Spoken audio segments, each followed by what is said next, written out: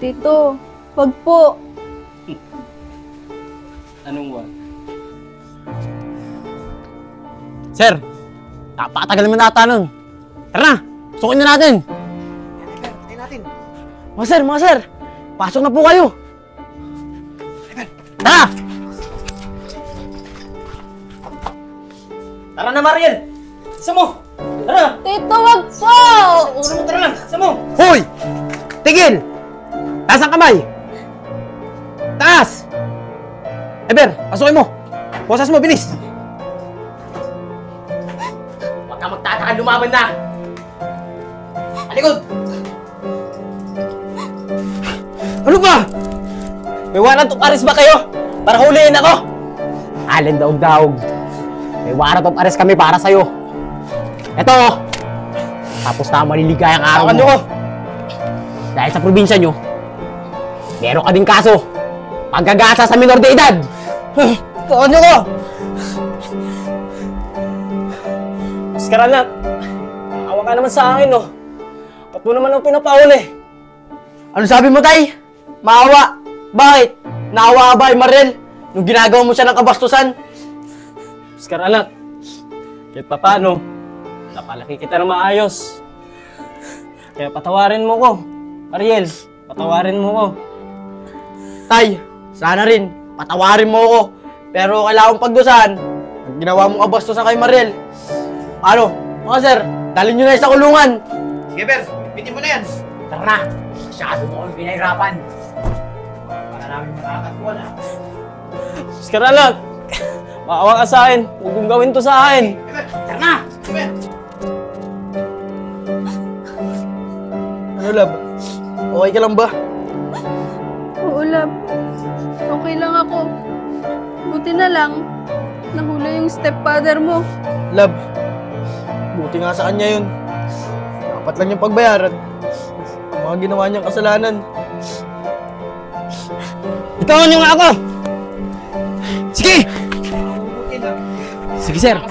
Lakad! Ikaw, dito ka lang pala namin matatagpuan. Pinahirapan mo pa kami. Ano ba? Lumalag ka naman ng maayos, ah! Huwag niyo na itulog! Huwag ka nang pumalag! Ano? Pati ang manya mo, dito mo dinala! Ngayon, magbabayad ka! Mabubulok ka sa bilungguan! Aray ko! Sir, atak mo!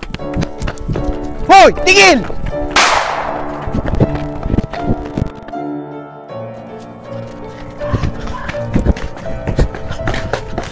Talaga, gawa! Pinapahirapan mo pa kami! Alam mo, makakatakas ka sa amin, ha? Ano? Subukan niyong pagkawalan! Kahit magtulong pa kayong dalawa, hindi kayo mananalo sa akin! Ano? Mga duwag! Pakawalan niyo na mo! Hindi mananalo. Sir, matapang pala to eh! Ano ba? Bata, yan ang gusto ko eh. Palaban. Pero, tingnan natin kung hanggang saan tatagal yung tapang mo kapag napasok ka na sa loob. Mga sir, gandang araw po. Bakit niyo po inuuli si Mang Allen? May kasalanan po ba siya? Ay, ito ba bata? Matagal na namin hinaharap ng taong to. Dahil may kaso ng panggagasa. Natulad ng ginawa niya sa jowa ng anak niya.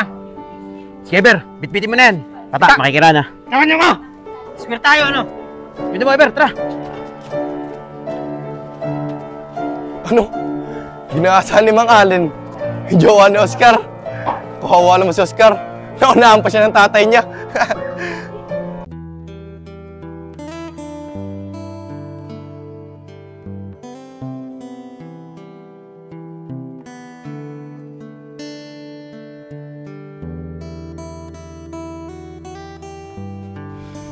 Tol Oscar, inalulungkot ko nangyari sa jowa mo.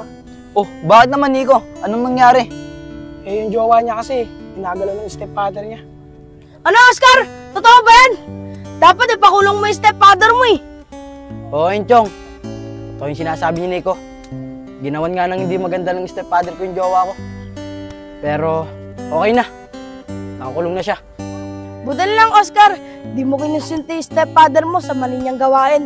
Kahit siya yung nagpalaki sa'yo. Kaya nga yun, Chong eh. Pero mga tol, hayaan na natin yun. Nakakalong na naman yun eh. Paano? Tara na! Sige, tara na!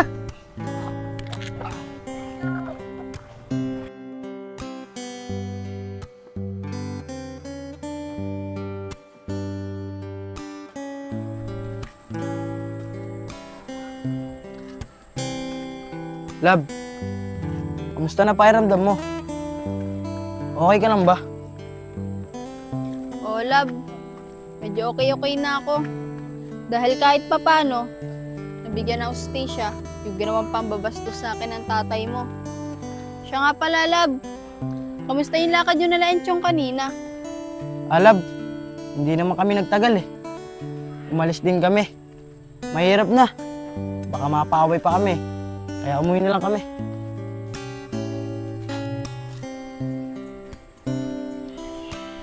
Lab, tandaan mo to ah. Kahit anong mangyari sa'yo, hindi pa rin magbabago pagtingin ko sa'yo. Mahal na Oscar! mahal kita. Magandang araw sa inyo. Mukhang nasasaya nyo ah. Saan kayo pupunta? Tol, ihatid ko lang si Mariel sa kanila. Pero tol, ba't mo tinatanong?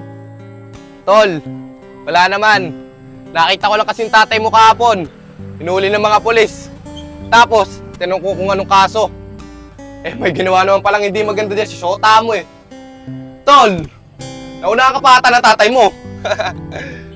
Tol, para sabihin ko sa'yo, hindi ko siya tunay na tatay. Pati tol, huwag ka na magsalita kung di maganda yung sasabihin mo ah. Dahil hindi kami natutuwa dyan sa mga pinagsasasabi mo. Tol, huwag ka magagalit sa akin. Totoo naman sinasabi ko, di ba? Nauna ka ng tatay mo, dyan sa Shota mo. Kahit ako naunaan ng tatay ko, mahal ko pa rin si Mariel at hindi magbabago patayin ko sa kanya. Tara na nga, love. Masisira lang araw natin dyan. Ano ba yung taong yun? Totoo naman sinasabi ko eh. Na naunahan siya ng tatay niya, doon sa Shota niya. Lintik na yayag na yan. Ang dami niyang sasabihin. Yung bagay na yun pa. Hayaan mo na, love. Huwag mo na siyang pansinin. Baka mamaya, mag-away pa kayo nang dahil sa bagay na yun. Hindi, love. Hindi maganda yung pagsasalita niya sa'yo ng ganun eh. Love, tanda mo to. Hindi na ako papayag na may mambastos pa sa'yo ulit. Love, tara na nga. Ihatid na kita.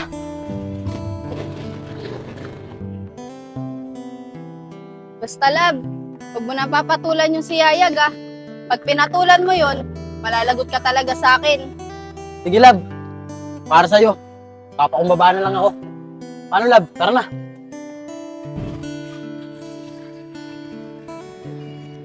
Sige na, love.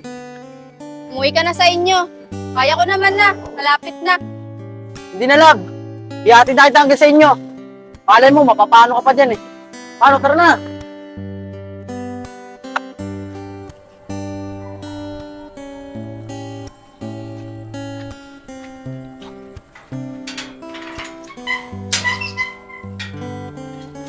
Love, pasok ka na. Nay? Nay? Buti naman, dumating na tong batang ito.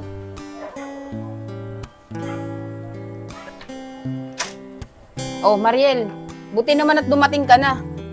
Eh, Nay, nagpahatid naman po ako kay Oscar. Oscar, buti nandito ka. Kakausapin kita tungkol sa tatay mo. Tari kayo, pasok kayo dito sa loob.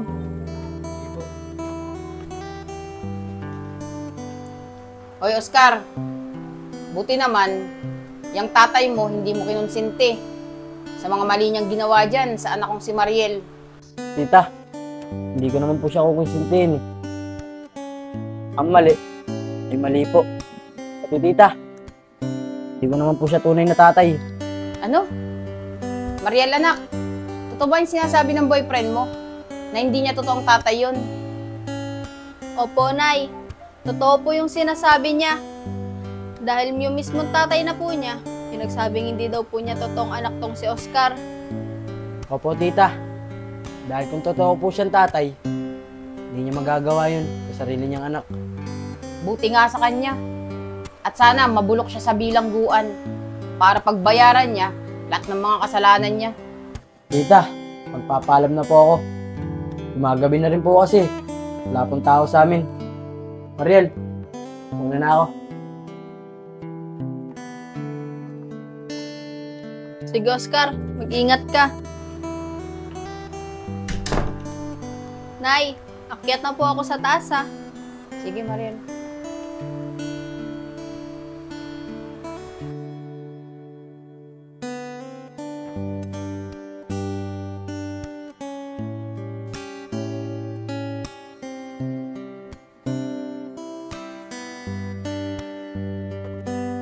Oh, Mariel anak.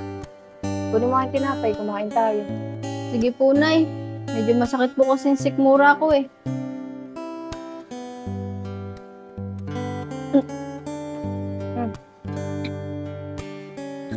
Paano ka?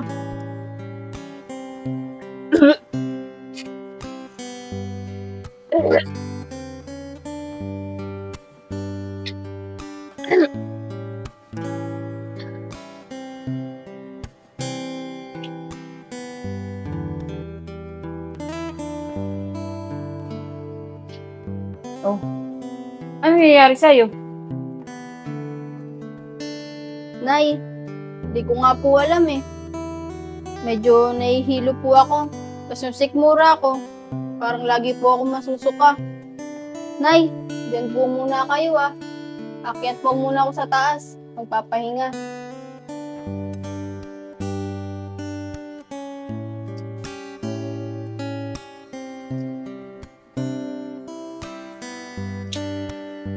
Huwag naman sanang mangyari yung iniisip ko.